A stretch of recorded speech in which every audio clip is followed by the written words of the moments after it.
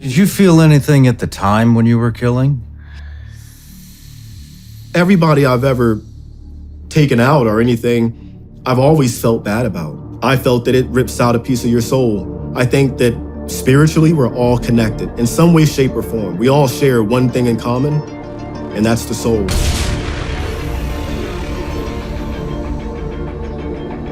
Do you want to go into the worst mission of your life?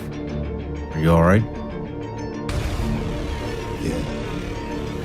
We don't have to do this. No, I'm good, bro. Open book, man. Open book. I'm like, dude, do you have a grenade? And he already knew I was going with it. If they get in close, we're gonna pull this grenade, hug it, and we're gonna kill them with us, right? So he pulls out his grenade. Say our goodbyes. I fist pound Mike Pemberton, and I'm like, dude, tell my wife I was not a bitch.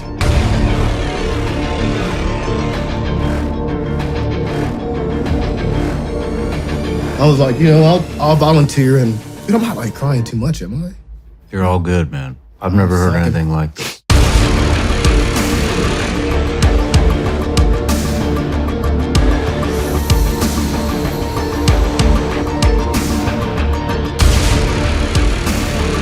Eliminating or cutting that tether of somebody else's life, like I felt the same way, that a tether was connected.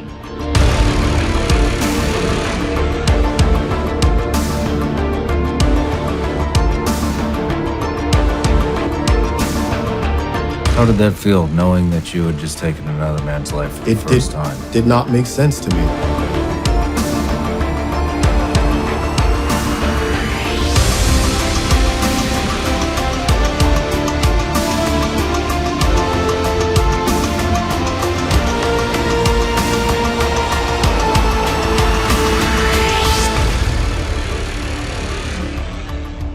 Legitimately haunted? Legitimately haunted. All right, we gotta dive into this.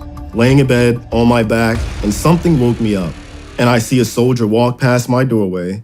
I rub my eyes, put the blankets over my head, rub them some more, and look back down. And now it's not just one, there's soldiers, a line of them, walking, and they would turn to go down the stairs. Maybe 10 soldiers passed by. The last soldier, he got in my doorway, turned, looked, and started to walk into my room towards me. Jumped out of my bed, ran through him into the bathroom, and started screaming. My dad runs out, and I'm screaming at him, please don't spank me, please don't spank me. He came in, grabbed me, held me, and I told him what I saw as best as I could, and he says, I know, son, I know. I saw it too. We set up in this open field, but I remember walking through the open field, and there's these craters, like holes in the ground. I'm like, what is this stuff? So I look back at my spotter, and something told me, I was like, dude, if something goes wrong, we're coming back to these holes. We start hammering this building, and it was like playing whack-a-mole. It didn't make sense until I got back. And I went to sleep. And that's when I had my first weird dream. I had the dream of that guy was the ceiling fan, and his arms were the blades, and his head was the centerpiece where the light would be. And he started spinning, and I'm strapped to my bed, and it's spinning faster and faster until his body starts to rip apart in my room, and he just bathes soaks my room with blood, and his face stayed still and was just screaming, but no sound was coming out. I guess that was the first real moment where I had a chance to say to myself, man, I killed someone, So many things that were labeled conspiracy that turned out not to be conspiracy. I mean, I already question everything. Mm-hmm. How would you feel if it was all revealed while you were alive, though? Do you think you could process it all and understand that?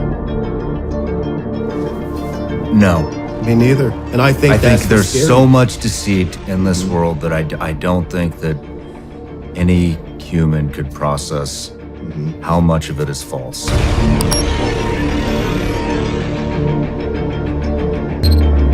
You and I both fought in GWAT. In the GWAT, in the global war on terrorism.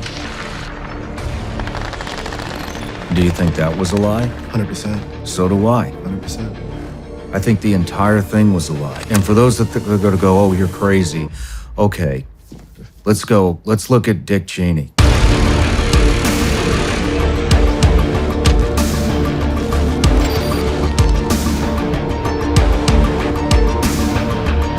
I don't know if I've ever really told this story, because I don't care. But the original, the Reaper term, came from that deployment after an assaulter. He gave me that title, the Angel of Death.